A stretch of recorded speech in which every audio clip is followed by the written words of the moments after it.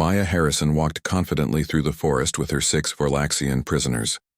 The alien patrol marched ahead of her. Their once proud posture now slumped in defeat. Their iridescent exoskeletons caught the sunlight filtering through the trees, creating small rainbows on the forest floor. The lead alien commander, Zrixta, kept looking back at Maya with a mixture of anger and curiosity. The human female showed no signs of strain despite the heat and humidity of the jungle planet. Her nanite cloud hovered around the group, ready to tighten restraints at the first sign of resistance. This human technology defied Vorlaxian understanding. The aliens had conquered 3 solar systems, believing their advanced weapons gave them superiority, but humanity had evolved in unexpected ways, developing technology that bonded with their neural pathways. Maya tapped her communicator base camp. "This is Lieutenant Harrison. I have 6 prisoners returning to base. ETA 20 minutes. A crackled response came through. "Confirm, Lieutenant. 6 prisoners. We will prepare the holding cells." The forest thinned as they approached the hidden human settlement. The resistance base blended perfectly with the natural environment. Structures built into living trees, and underground bunkers made it nearly invisible to Vorlaxian scanners. When they arrived, guards rushed forward to secure the prisoners. Stunned looks passed between them as they realized Maya had captured the aliens alone. "Impressive work, Lieutenant." A tall woman with short blonde hair approached. Her uniform bore the insignia of a Colonel Kelly Sanders, base commander. Nodded in approval at Maya. "I did not expect such success from this mission." Maya gestured for the nanites to transfer control of the prisoners to the base security system. The microscopic defenders flowed back to her, swarming around her wrist, before settling into a simple bracelet. "The Vorlaxians look strong, but their tactics are predictable," Maya explained. "They rely, too, much on their scanning technology. They never consider we might have developed ways to hide our capabilities." Colonel Sanders walked beside Maya as they headed toward the command center. The prisoners were led away to separate holding cells. "We need information, Lieutenant. The Vorlaxian attacks have increased in the last month. Our intelligence suggests they are planning something." Big Maya nodded. 6 captives, including a commander, should provide valuable intel. The commander seems particularly concerned about something. "Maybe we can use that." Inside the command center, a dozen officers worked at monitoring stations. The room buzzed with activity as personnel tracked Vorlaxian movements across the sector. A large holographic display showed the planet with red dots indicating enemy positions. Lieutenant Alexis Chen, the chief intelligence officer, looked up from her console, her eyes widening at the sight of Maya and the colonel. "You actually caught some alive," she said, impressed most. "Patrols self-destruct before capture." Maya smiled. "These ones did not get the chance. Their commander might prove useful. She seems high-ranking based on her armor." Markings. Colonel Sanders studied the holographic display. "They are concentrating forces in the Eastern Hemisphere. The mining colony there has strategic minerals they need for their ships. We need to know their plans. Lieutenant Chen, prepare for interrogation. Maya will assist you." The colonel turned to Maya. "Rest first. Lieutenant, you have earned it. Report to interrogation in 6 hours." Maya nodded, though she felt restless. Success energized her more than sleep ever could. She headed to her quarters, a small room barely large enough for a bed and storage locker. The simplicity suited. Her military life demanded efficiency. She removed her uniform and inspected the nanite bracelet. The microscopic defenders had performed perfectly, responding instantly to her neural commands. The technology represented humanity's greatest achievement. Machines that bonded with human thought, creating weapons that could not be detected until activated. Maya showered quickly, then lay on her bed, closing her eyes. The neural link to her nanites remained active, providing a comforting hum in the back of her mind. The tiny defenders monitored her vital signs, adjusting to promote recovery. Dreams came quickly, images of Earth before the invasion. The Vorlaxian arrival 10 years ago had changed everything. Humanity fought back with unexpected ferocity, surprising the aliens who had conquered less determined species. Maya woke feeling refreshed. She dressed in a clean uniform and headed to the interrogation section. The holding cells utilized the same technology as her nanites. creating barriers the Vorlaxians could not penetrate. Lieutenant Chen waited outside the main cell. We started with the lower-ranking soldiers, she explained. They confirmed our suspicions. The Vorlaxians are planning a major offensive aimed at our main settlement. They want to crush the resistance completely. Maya studied the alien commander through the one-way viewing panel. Commander Zrixta sat motionless, her compound eyes staring straight ahead. Has she said anything? Not a word, Lieutenant Chen replied. But her soldiers revealed she carries a neural implant with detailed attack plans. The information is encrypted. We need her cooperation to access it. Maya considered this. The aliens would not break easily through conventional interrogation, but perhaps there was another way her nanites could interface with technology, including neural implants. Let me try something, Maya said. She activated her neural link to the nanites. The tiny defenders flowed from her bracelet, forming a swirling cloud around her hand. Lieutenant Chen looked concerned. What are you planning? Technological conversation, Maya explained. Her implant to my nanites. The microscopic machines can attempt to access her neural network, not an invasion, but an introduction. My nanites can translate my thoughts directly to her neural pathways. It might establish communication beyond language barriers. Colonel Sanders joined them, observing through the viewing panel. Will this work? It's experimental, Maya admitted. But worth trying. The Vorlaxian technology is advanced but still follows basic quantum principles. My nanites can interpret those principles. Maya entered the cell. The commander looked up, mandibles clicking in defiance. I'm not here to harm you, Maya said, keeping her voice calm. The nanite cloud hovered around her hand, glowing softly. I want to understand, the Vorlaxian hissed. You cannot make me betray my people. Maya moved closer. I don't need you to speak, just to listen. The nanite cloud extended toward the alien, not touching but close enough to establish a connection. The microscopic defenders began interfacing with the commander's neural implant, creating a bridge between their minds. Images flooded Maya's consciousness. Vorlaxian ships, massive and gleaming troops gathering for invasion, attack plans targeting the human settlement. But something else too. Something the commander tried to hide. The connection broke suddenly. The Vorlaxian commander slumped backward, breathing heavily. Maya staggered, feeling Lieutenant Chen catching her arm.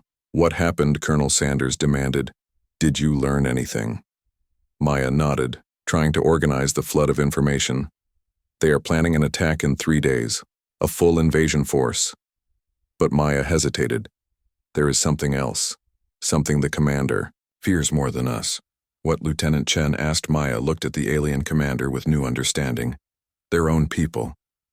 The Vorlaxian leadership executes commanders who fail. Their invasion must succeed or Commander Zrixta faces death.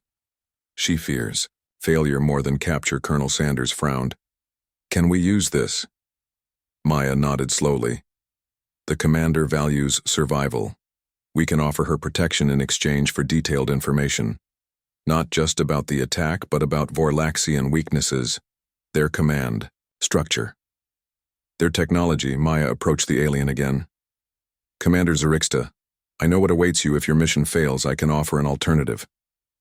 The Vorlaxian looked up, her alien features unreadable to most humans, but Maya had glimpsed her thoughts. She could see the fear behind the commander's facade. Help us, Commander, Maya said softly, and you help yourself. The war benefits no one, but understanding might benefit both our species.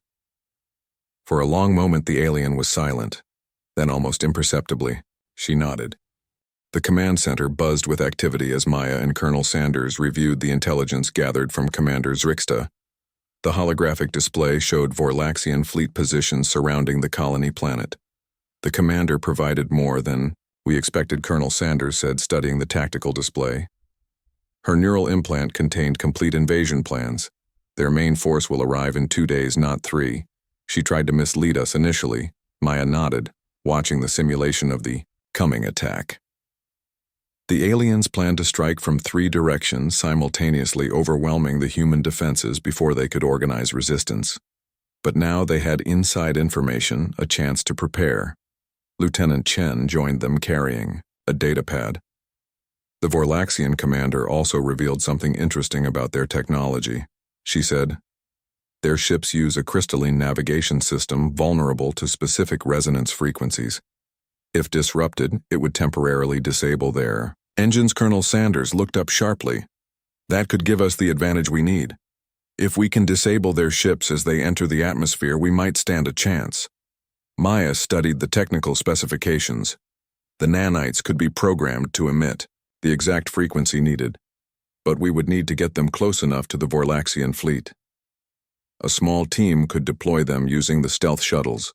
The colonel considered this a high-risk operation, but potentially our best option. "Lieutenant Harrison, you understand this technology better than anyone. You will lead the mission." Maya felt a surge of both pride and apprehension. "Select your team. 4 operatives maximum. The stealth shuttle can only hide so many life signs. You leave in 6 hours." Maya knew immediately who she needed: Specialist Grace Winters, the best pilot in the Resistance; Lieutenant Olivia West, communications expert; Private Samantha Foster, weapons specialist; and herself. Their skills complemented each other perfectly for this type of mission. She found Grace in the shuttle bay, already running diagnostics on the stealth craft.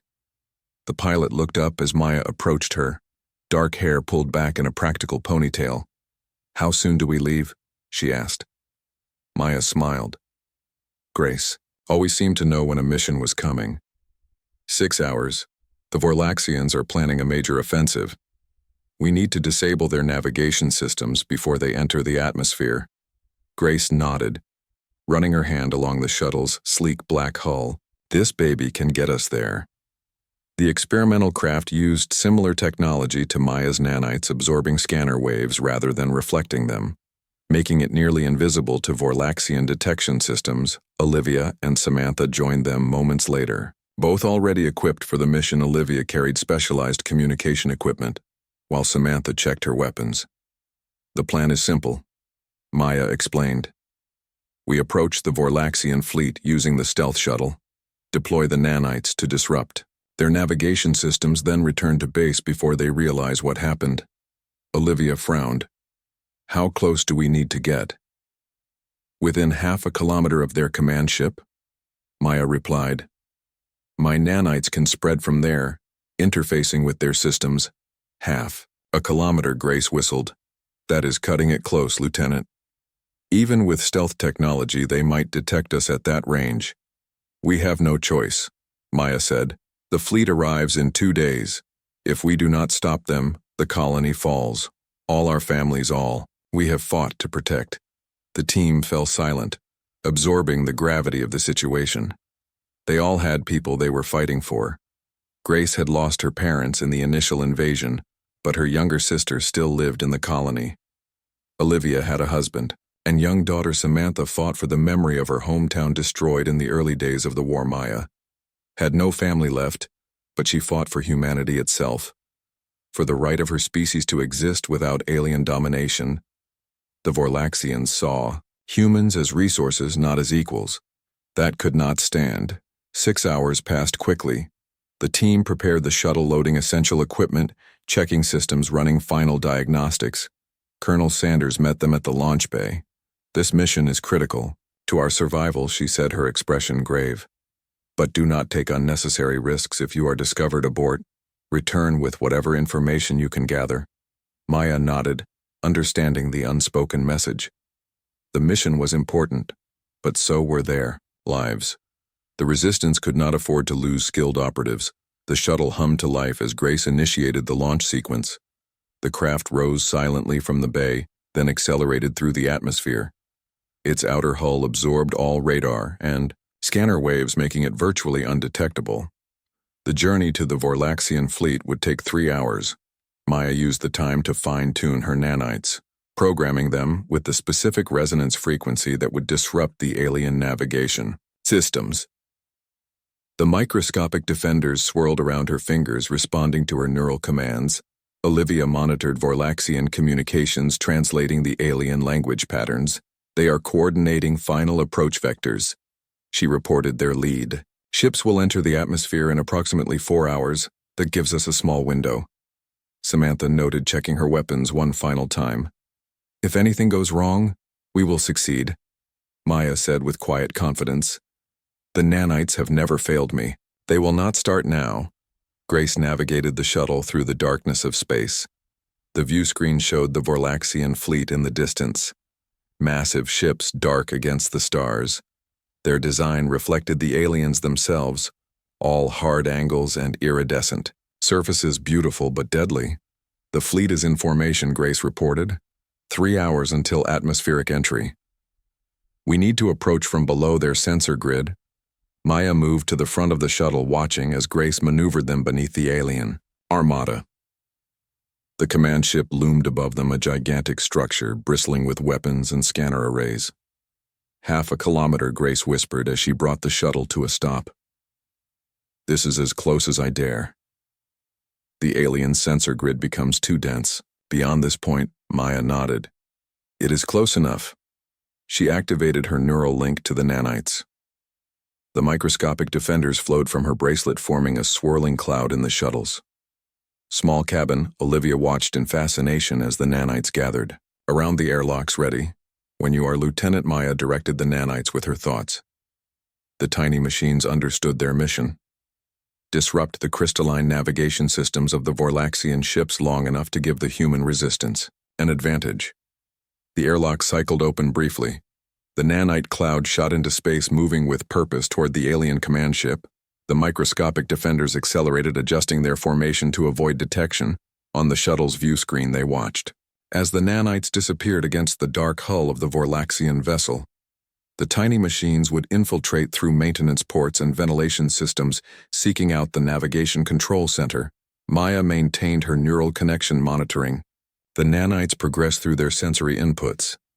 The alien ship was a maze of corridors and chambers filled with Vorlaxian crew.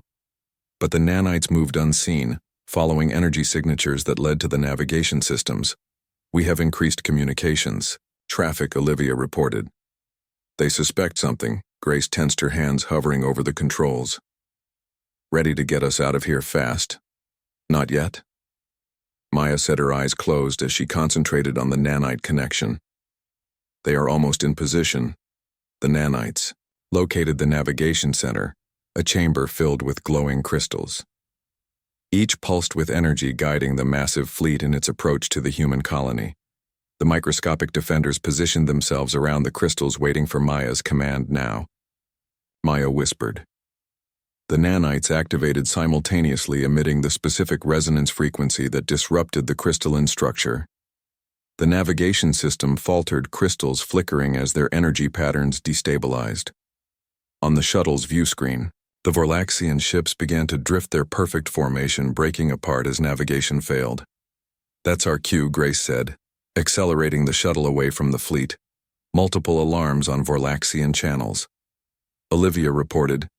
They are trying to identify the cause of the failure.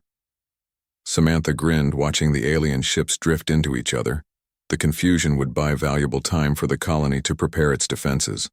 Maya maintained her connection to the nanites, ensuring they continued disrupting the navigation systems. The microscopic defenders would remain until their energy depleted, eventually dissolving into harmless particles. The shuttle raced back toward the colony planet, Grace pushing the engines to maximum. If we maintain this speed, we can reach the colony in 2 hours, she said. That gives the defense forces time to deploy. Olivia continued monitoring alien communications. They are attempting to restore systems, but the disruption is spreading throughout the fleet. The commander, ships are trying to regain control. Maya finally broke her connection to the nanites, satisfied they would complete their mission. She felt drained, the neural link demanding significant energy. But the success was worth the fatigue. The Vorlaxian invasion had been delayed, perhaps even prevented, mission accomplished, she said, allowing herself a small smile. As they approached the colony planet, a message came through from Colonel Sanders. The defense forces are mobilizing. The colonel sounded almost pleased. Intelligence from Commander Zrixta, combined with your successful mission, has given us the advantage. Maya's team had won humanity a fighting chance. Maya and her team returned to base as heroes. The command center erupted in cheers when they entered. Colonel Sanders clasped Maya's shoulder in a rare gesture of approval. The Vorlaxian fleet remains disabled, Lieutenant Chen reported, studying the tactical display. They have managed to restore partial navigation to some vessels, but the majority remain adrift. The commander's ships are still completely incapacitated. Maya studied the display, watching the alien fleet struggle to regroup. The nanites had exceeded expectations, disrupting not just navigation but communication systems as well. The Vorlaxians could not coordinate effectively without their command structure. Colonel Sanders addressed the assembled officers.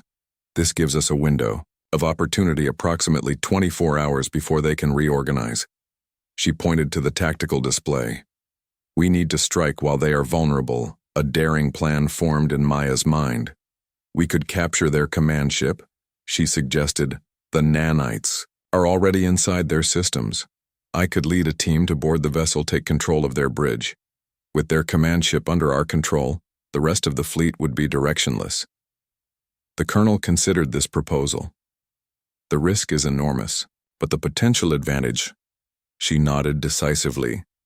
Make it happen, Lieutenant Harrison. Select your boarding team. You leave in 2 hours. Maya chose carefully.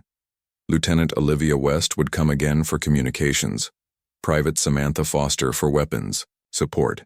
Additionally, she selected Sergeant Amy Davis, an expert in close-quarters combat, and Dr. Laura Wilson, the colony's foremost xenobiologist who understood Vorlaxian physiology. The team gathered in the armory preparing their equipment. Maya instructed them on what to expect. We will dock with the command ship at an emergency airlock. My nanites have mapped the interior. We move directly to the bridge, secure it, then hold position until reinforcements arrive. Sergeant Davis checked her stun rifle. The weapon fired concentrated electromagnetic pulses that overloaded Vorlaxian nervous systems without killing them. How many crew on the bridge? Typically 12. Maya answered. The ship captain. 4 navigation officers, 2 communications specialists, and 5 security personnel. We need to neutralize them quickly before they can alert the rest of the ship. Diatter. Wilson adjusted her medical kit. I can synthesize a sedative gas that works on Vorlaxian physiology. It would make securing the bridge easier. Maya nodded appreciatively. Excellent idea, Doctor. Do it. Olivia studied the ship schematics Maya had obtained through her nanites. The bridge is located in the central section, heavily protected. We need to move fast once we board. Any delay in security protocols will lock us out. Private Foster distributed specialized grenades. These emit the same resonance frequency as the nanites, she explained. They will temporarily disrupt any Vorlaxians in the immediate vicinity, giving us a few seconds advantage. The team boarded a small assault craft different from the stealth shuttle they had used earlier. This vessel was designed for combat with reinforced hull plating and weapons systems. It could not hide from sensors, but speed and firepower would have to compensate. Colonel Sanders saw them off, standing in the launch bay, her expression serious. This mission could turn the tide of the war. Lieutenant, she told Maya. But if you face overwhelming resistance, abort. Do not throw your lives away unnecessarily. Maya nodded, understanding. The war needed skilled soldiers more than it needed martyrs. The team would take calculated risks, but survival remained the priority. The assault craft launched, accelerating toward the disabled Vorlaxian command ship. In the distance, the alien fleet drifted in disarray, ships occasionally colliding as their crews struggled to restore navigation. The Vorlaxians are attempting to re-establish control of their systems, Olivia reported, monitoring communications. Their engineers are working to neutralize the nanite disruption, but they have not succeeded yet. Maya closed her eyes, connecting with her nanites still active within the alien vessel. Through their sensory inputs, she could track Vorlaxian movements throughout the ship. Most crew members remained at their stations trying to restore functionality. Security teams patrolled, but in reduced numbers. The assault craft approached the massive command ship Grace Winters piloting, with precision. There she reported, pointing to a maintenance airlock on the ship's underbelly. According to Maya's intelligence, this entry point had minimal security. The craft maneuvered alongside the airlock, extending a docking tube that sealed against The alien hull Sergeant Davis placed breaching charges around the lock, while the team prepared for entry. Maya activated her nanite cloud. The microscopic defenders formed a protective barrier around the team, ready to assist with both defense and navigation. The charges detonated silently, the vacuum of space swallowing the explosion. The airlock door buckled inward, giving the team access to the Vorlaxian vessel. "Move," Maya ordered, leading the way inside. The alien corridor stretched before them, illuminated by pulsing blue lights. The architecture reflected Vorlaxian aesthetics, all sharp angles and iridescent surfaces. The team moved silently, following Maya's nanites. The microscopic defenders scouted ahead, identifying patrol patterns and security systems. They encountered 2 Vorlaxian engineers working on a control panel.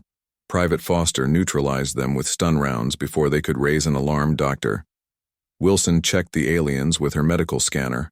"Unconscious but stable," she confirmed. "They will remain out for approximately 1 hour." The team continued deeper into the ship. Occasionally they passed unconscious Vorlaxians, victims of the ship's malfunctioning environmental systems. Another effect of the nanite disruption. "The bridge is 2 levels up," Olivia whispered, consulting her schematic. "According to these readings, there are 14 life signs, not 12. Maya frowned. The additional life signs could indicate increased security. Perhaps the ship captain had sensed a potential boarding action.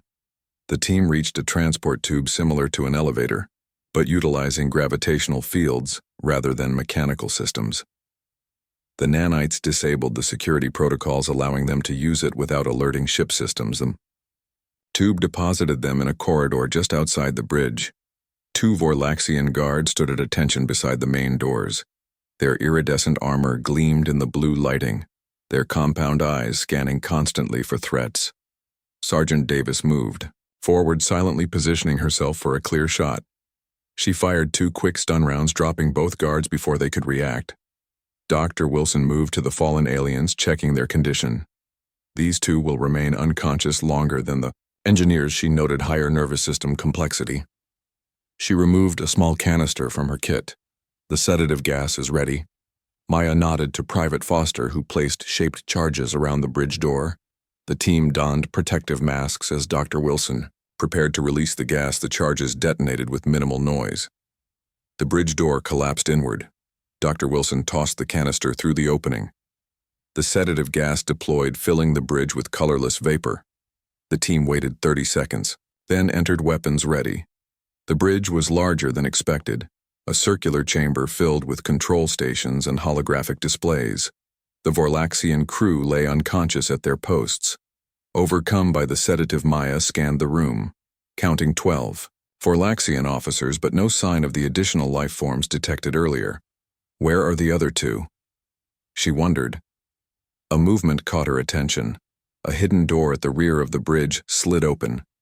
2 Vorlaxians emerged, one wearing the elaborate armor of a fleet admiral.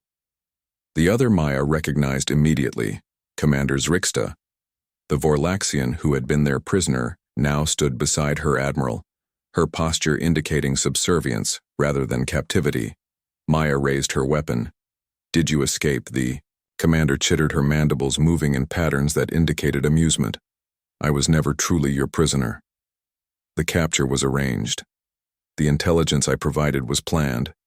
Maya felt cold realization dawning. The invasion plans, the vulnerability of the navigation systems, all deliberate misinformation. They had been manipulated. The admiral stepped forward, his towering form intimidating even at a distance. "Commander Zrixta has served the Empire well." The admiral spoke through a translation device, his voice mechanical. "Allowing her capture provided us the opportunity to feed you false information. The team tensed, weapons trained on the 2 aliens. While you focused on our fleet, our ground forces were positioning around your colony," the admiral continued. "Soon they will strike from within. Your defenses look outward while the real threat comes from below." Maya processed this information quickly. Her nanites swirled agitatedly, sensing her distress. The Vorlaxians had outplayed them, using their own tactics against them, or had they? Maya studied Commander Zrixta carefully. The Vorlaxian avoided direct eye contact, a behavior Maya had noted during interrogation. A sign of deception among their species, the neural link Maya had established with the commander had revealed genuine fear. Fear of failure, fear of execution by her own people. Those emotions could not be fabricated. Something was wrong with this scenario. The Admiral spoke too confidently, revealed too much. Maya suspected another layer of deception. She connected with her nanites, silently commanding them to scan the Admiral.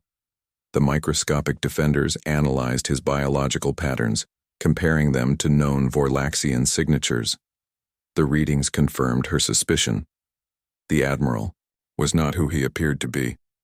His biological patterns showed subtle differences from standard Vorlaxian physiology. The command ship bridge fell silent as the team processed this revelation. Commander Zrixta approached the fallen Kryvax alien, her mandibles clicking with what Maya interpreted as disgust. They infiltrated our leadership years ago, the commander explained. Their species possesses limited shape-shifting abilities. They look Vorlaxian to most observers, but their cellular structure differs subtly. She gestured toward the unconscious form. The differences are detectable only with advanced scanning technology. Dr. Wilson knelt beside the alien, examining it with her medical scanner. Fascinating, she murmured. The disguise is biological, not technological. Their cells actually restructure to mimic Vorlaxian physiology. Maya studied Commander Zrixta. The Vorlaxian had not betrayed them after all, but had been caught in the same web of manipulation as humanity. How many Kryvax have infiltrated your leadership? Commander Zrixta made a gesture equivalent to a human shrug. It is difficult to know, with certainty, the highest ranks of our military and government. They control our war efforts, pushing for conquest when most Vorlaxians desire peace. Private Foster kept her weapon trained on the door.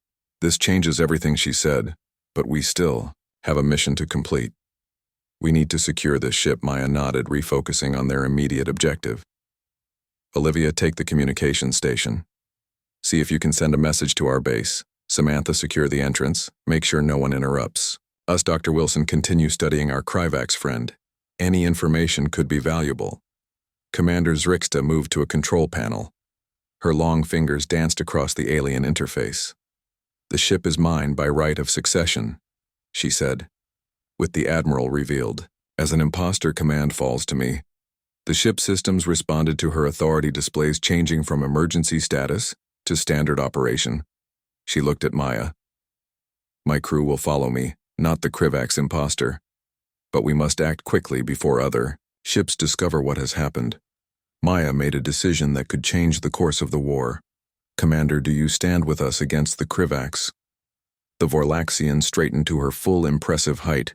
The Kryvax have manipulated both our peoples, forcing a war that serves only their interests. I stand against them. Maya extended her hand, a human gesture of alliance. Commander Zrixta hesitated, then placed her alien appendage against Maya's palm. The contact sealed their unlikely partnership. Olivia looked up from the communication station. I have established a secure channel to our base. Colonel Sanders is standing by. Maya approached the station colonel. This is Lieutenant Harrison. The situation has changed dramatically. She explained the discovery of the Kryvax, their infiltration of Vorlaxian leadership, and Commander Zrixta's decision to ally with humans. Silence followed as Colonel Sanders absorbed this information. Are you certain the commander can be trusted? Maya glanced at the Vorlaxian. The neural link I established with her revealed genuine emotions. The fear of her superiors was real because they were not her people, but Kryvax infiltrators. I believe she can be trusted. Colonel, very well, Sanders replied cautiously. What is your assessment, Lieutenant? We have an opportunity, Maya said, to end this war. The Vorlaxian fleet is still disabled. Commander Zrixta has control of their flagship. If we reveal the Kryvax deception to the rest of the Vorlaxian forces, they might stand down, and if they don't, Private Foster muttered, we still hold their command ship. Maya pointed out. We have leverage. Colonel Sanders' voice came through the comm system. Your priority is to secure the ship, Lieutenant. Bring it to our defensive perimeter. We will determine next steps once you are safely in our territory. Commander Zrixta activated the ship's internal communication system. Her voice echoed throughout the vessel, speaking in the complex clicking language of the Vorlaxians. She explained the situation, revealing the Kryvax deception, and asserting her authority as legitimate commander. Maya watched the bridge displays as reports came in from throughout the ship. Initially, there was confusion, then gradually acceptance. The Vorlaxian crew had suspected something was wrong with their leadership for some time. The revelation of Kryvax infiltration explained many troubling orders. The bridge crew began to regain consciousness as the sedative wore off. They stared in confusion at the humans and at their commander standing together. Dr. Wilson administered a mild sedative to the revealed Kryvax, keeping the alien unconscious for transport and study. Commander Zrixta addressed her bridge crew, explaining the situation again. The officers looked shocked but accepted her authority. Several admitted they had noticed strange behaviors in the Admiral's subtle differences that made more sense now. "Commander, we should move this ship toward our colony," Maya suggested. "We need to inform the rest of the Vorlaxian fleet about the Kryvax." Zrixta nodded, issuing commands to her navigation officers. The massive ship hummed as engines activated. The vessel began moving away from the disabled fleet toward the human colony. Private Foster maintained a watchful stance. "The other ships might see this as an attack or a surrender," she warned. "Either way, they might target us." The Vorlaxian communications officer clicked urgently. "3 vessels have restored navigation," he reported. "They are powering weapons targeting this ship." Commander Zrixta opened a channel to the fleet. "This is Commander Zrixta. I have taken control of this vessel after discovering our admiral was a Kryvax imposter." She transmitted the medical scans of the revealed alien. "The Kryvax have manipulated our people, forcing this war." She waited for a response. For several tense moments, silence filled the communication channel. Then a response came through. A Vorlaxian captain appeared on the view screen, his compound eyes reflecting confusion. "We have suspected infiltration for some time," the captain admitted. "Our orders often contradicted Vorlaxian interests. Proof of Kryvax deception. Changes matters." Maya stepped forward, appearing in the transmission. "The human colony offers temporary truce," she said. "We have a common enemy. The Kryvax have manipulated both our species." The Vorlaxian captain considered this. "We will stand down," he decided finally. "Our vessels will maintain position while leadership discusses these developments." Maya exchanged glances with Commander Zrixta. Their unlikely alliance might just save both their peoples. The command ship continued toward the human colony. The trip would take several hours, giving Maya time to study the ship's systems with Zrixta's permission. The Vorlaxian technology was advanced in some areas, particularly weapons and propulsion. But human neural interface technology like Maya's nanites was superior. Olivia maintained communication with the colony, coordinating. Their arrival, Colonel Sanders had ordered defensive systems to remain active, but held fire as the massive alien vessel approached. Dr. Wilson continued studying the unconscious Kryvax. The alien remained in Vorlaxian form, unable to revert while sedated. The xenobiologist documented everything, finding biological mechanisms that allowed the cellular transformation. "I believe I understand their limitation," Dr. Wilson reported to Maya. "They can maintain another form for extended periods, but the process requires significant energy. They likely need to revert to their natural state periodically, perhaps while sleeping. That explains why they remained hidden," Maya realized.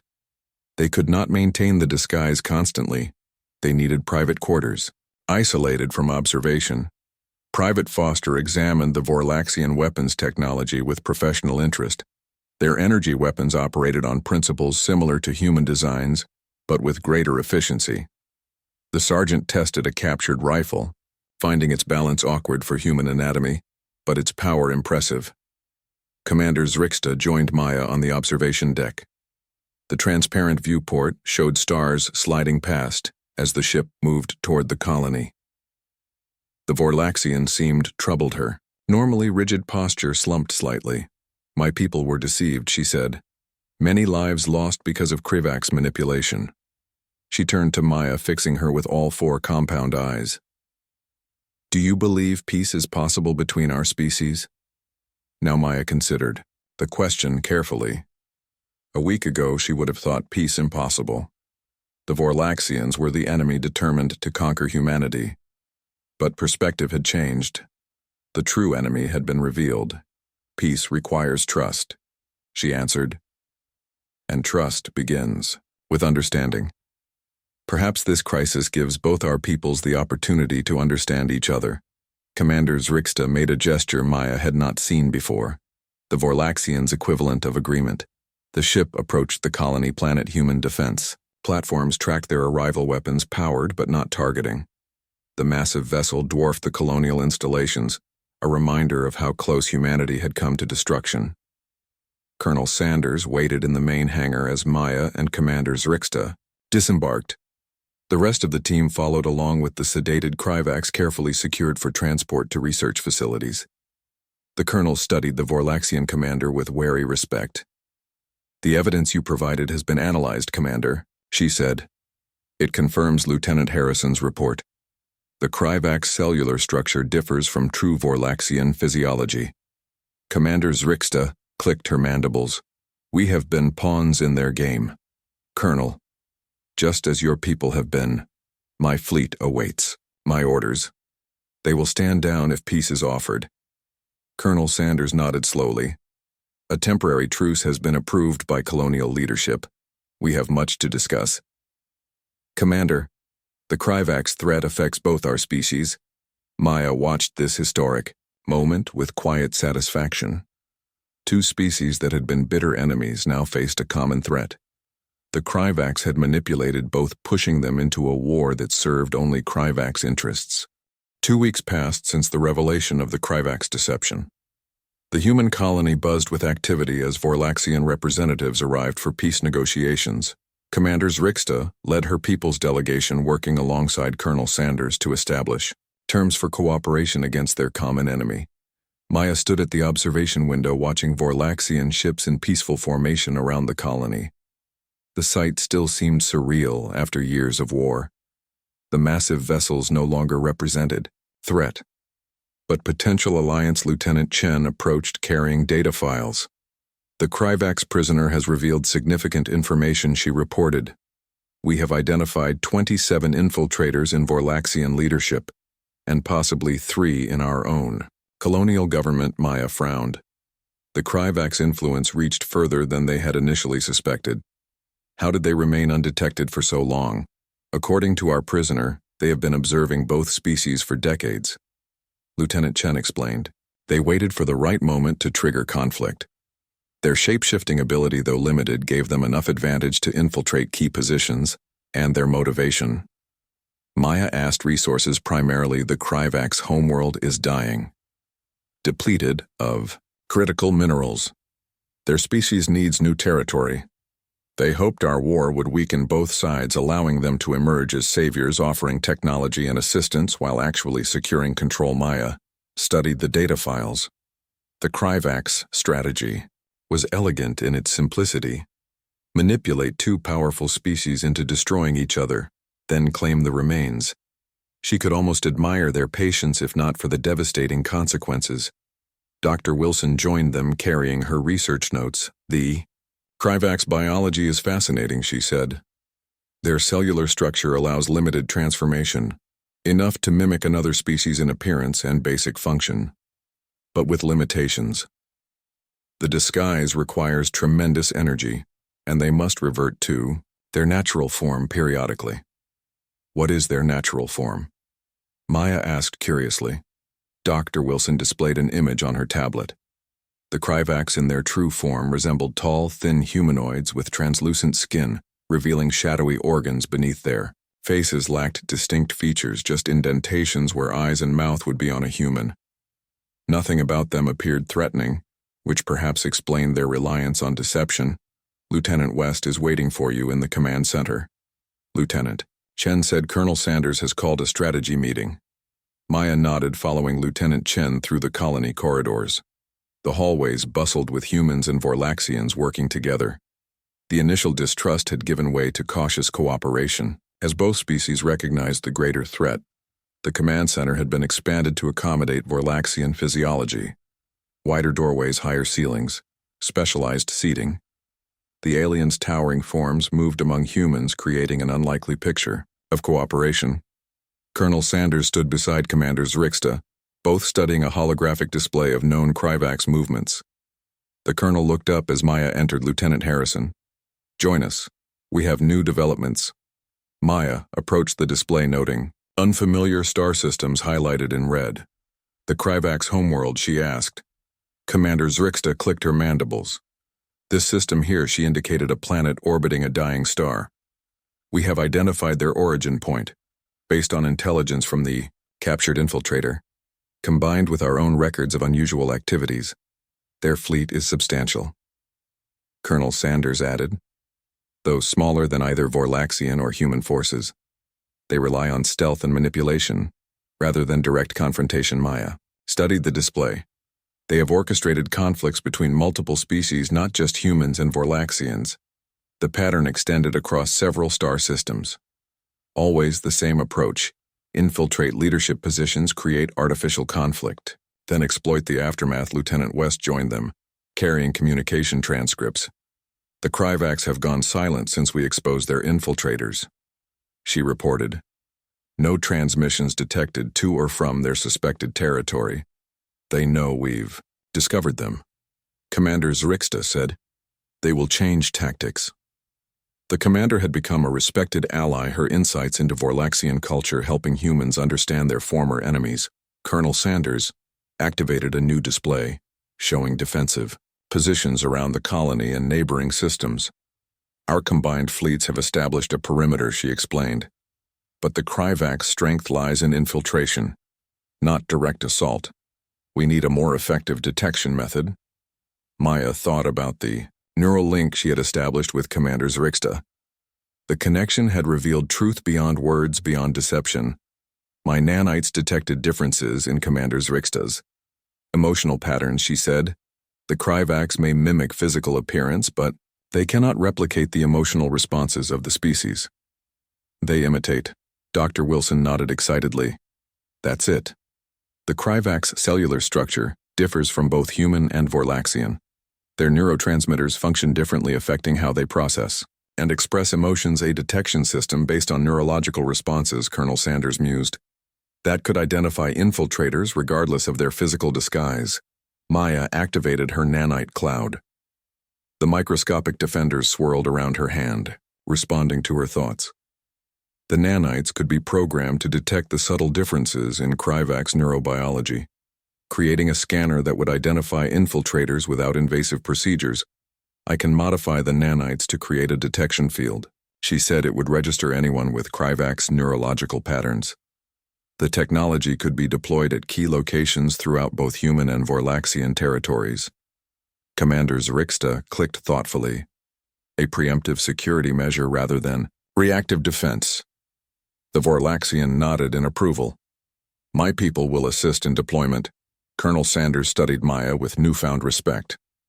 "Lieutenant Harrison, you continue to prove invaluable to this alliance. Your understanding of both technologies and species gives you unique perspective. How quickly can you develop this detection system?" Maya considered the technical challenges. "My team and I can have a prototype within 3 days. Full deployment would require cooperation between our engineering divisions." "Approved," Colonel Sanders said. "Make this your priority, Lieutenant. The Kryvax have had decades to place their agents. We need to find them before they can cause more damage." Maya left the command center, heading toward the research division, her mind already working through the technical specifications for the detection system. The nanites would need recalibration to focus on neurological patterns rather than physical structures. She found specialist Grace Winters in the engineering lab working alongside Vorlaxian technicians. The former enemies now collaborated, sharing knowledge that benefited both species. Grace looked up as Maya entered, her expression curious. "Lieutenant Harrison." The pilot greeted her.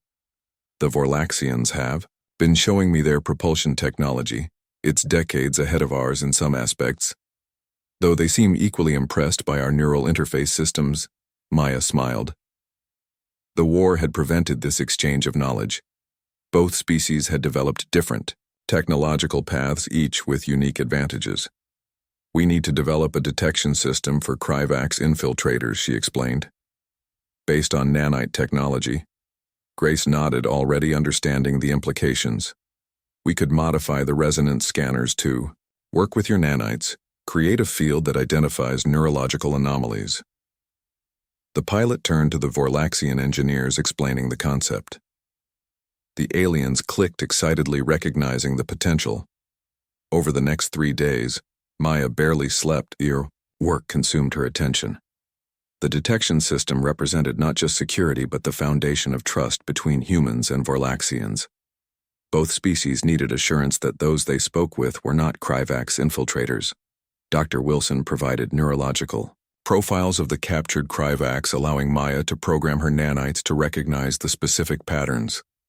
The differences were subtle but distinct. The Kryvax brain processed emotional responses differently from either humans or Vorlaxians, creating recognizable signatures. On the 4th day, Maya presented the prototype to Colonel Sanders and Commander Zrixta. The device resembled a doorway, a simple frame containing millions of nanites programmed to scan anyone passing through. This detector creates a field that identifies Kryvax neurological patterns. Maya explained it can be installed at entrances to sensitive areas, government buildings, military installations. Anyone with Kryvax neurobiology will trigger an alert. Dr. Wilson demonstrated by walking through the detector. The display remained green, indicating human physiology. Then she released a sample of Kryvax tissue through the field. The detector flashed red immediately, registering the anomaly. Impressive, Commander Zrixta said. My engineers report they can replicate this technology using our manufacturing capabilities. We can deploy detectors throughout Vorlaxian territory within 2 weeks. Colonel Sanders nodded. This gives us an advantage the Kryvax do not expect. They believe their disguises remain effective. We now have the means to expose them. The detection system represented only the beginning. Maya knew the Kryvax would not surrender their plans easily. When infiltration failed, they might resort to direct confrontation. Both humans and Vorlaxians needed to prepare for that possibility. Maya spent the following weeks training joint human-Vorlaxian security teams. Commander Zrixta worked alongside her, their unlikely friendship strengthening as they shared knowledge and experience. The former enemies found common ground in their determination to protect their peoples.